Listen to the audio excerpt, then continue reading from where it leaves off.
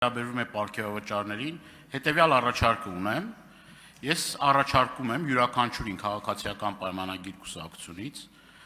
հրավիրում եմ, այն պարգևավճարները, որ մենք ստացել ենք, մենք ամբողջությամբ ուղղել ենք սոցիալական ծրագրերին, բայց ոչ թե կամերաների ներկայությամբ մի քանի կիլո կանֆետ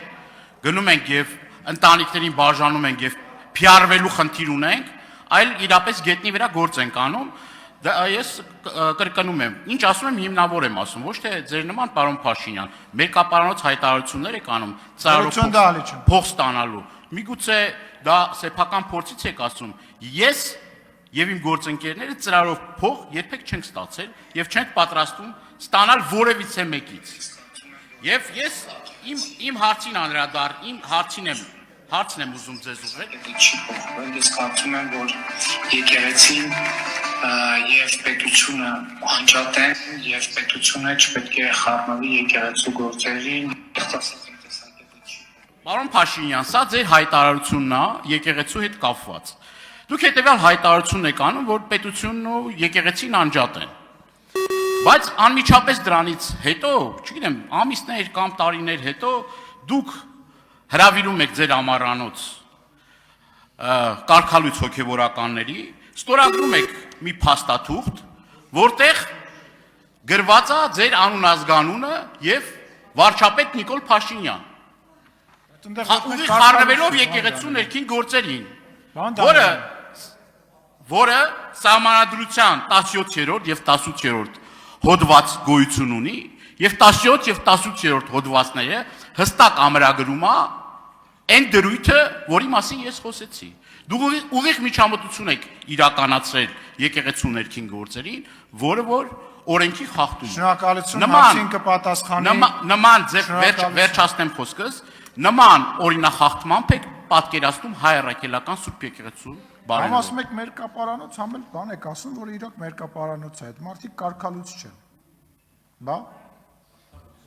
տեսակ ինչ է։ Շնորհակալ եմ հարցի համար, պարոն Դանիելյան, եթե նախկինում իմ ասած հայտարարությունները ամբողջական մեջ բերեք, դրա ունի շարունակություն, որ եկեղեցին էլ չպետք է խառնվի պետության գործերին։ Հիմա մենք իմանում ենք, այդ թվում բարենորոգման օրակարգի միացած հոգևորականներից, որ խորանները դարձվել են հակապետական գործունեության հարթակներ եւ այս դեպքում մի հատ էլ նախընտրական քարոզչություն են անում, մի հատ էլ որոշում են, թե առաջիկա ընտրություններում ինչ գործունեություն պետքա ծավալեն,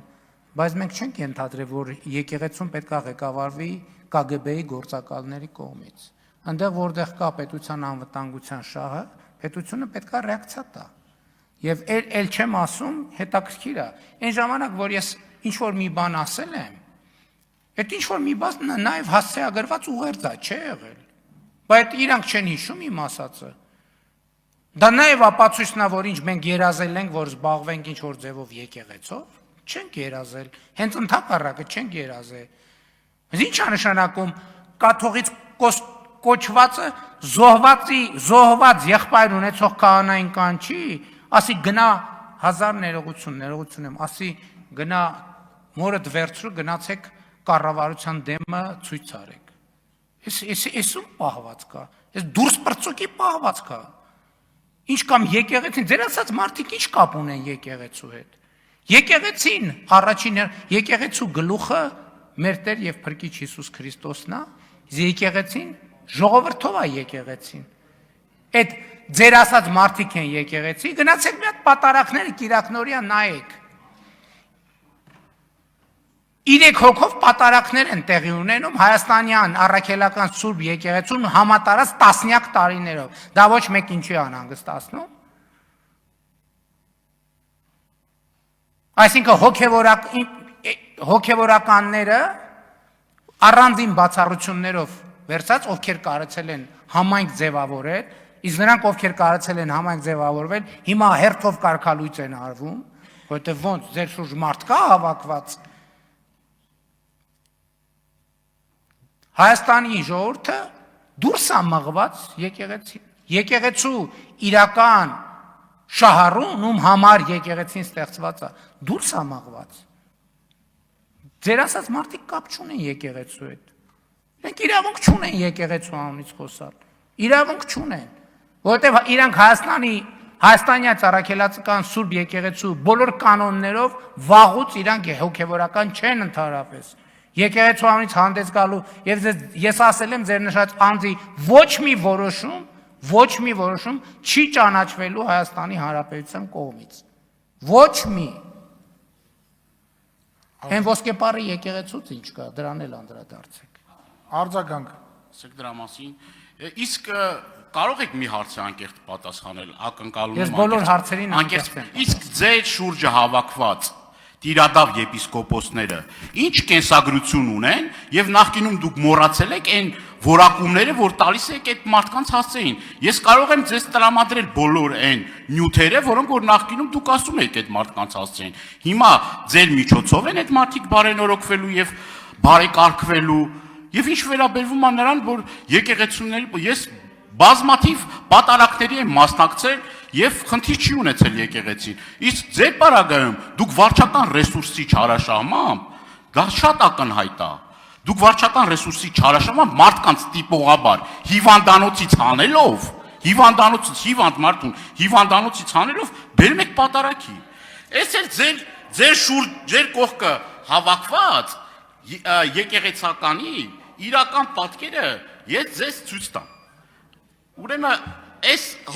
ասում եմ նա պիտի ընտրվի։ Արաբոդյան արդեն ոչնչացրեց Սուրբ ոգին իրեն։ Նույն պարլամենտում ոչնչացվեց եւ դա Աստծո հրաշքն է։ Այս հոգևորականն է ձեր շուրջը, պարոն Փաշինյան։ Այս հոգևորականը, որ ասում եք Վազգեն Սարգսյանի գնդակահարությունը, դա Աստծո հրաշք է։ Ձեր ուխտերթին է այս հոգևորականը մասնակցում։ Մեր պատարակներին չի մասնակցում, դուք խոսում եք բարենորոգումից։ Լուրջ եք ասում, սրա միջոցով եք բարեփոխումներ անելու, թե ձեր բնորոշմամբ Բենտլի Սամոյի։ Տիրադավը ձեր տեր եւ փրկիչ Կտրիչ Ներսիսյանն է։ Սկսենք դրանից։ Երկրորդը այն մարդիկ, ովքեր բարենորոգման օրակարգին միանում են, այդ մարդիկ ընդունում են իրենց մեղքը այսօր այդ թվում ես այսօրվա վիճակի համար եւ ապաշխարությունը, մեղքերի թողությունը, մեղքերի քավությունը քրիստոնեության հենասյուներից մեկն է, հենասյուներից մեկը։ Եվ առանց դրա ընդհանրապես չկա քրիստոնեություն։ Գոյություն չի կարող գոյություն ունենալ քրիստոնյա։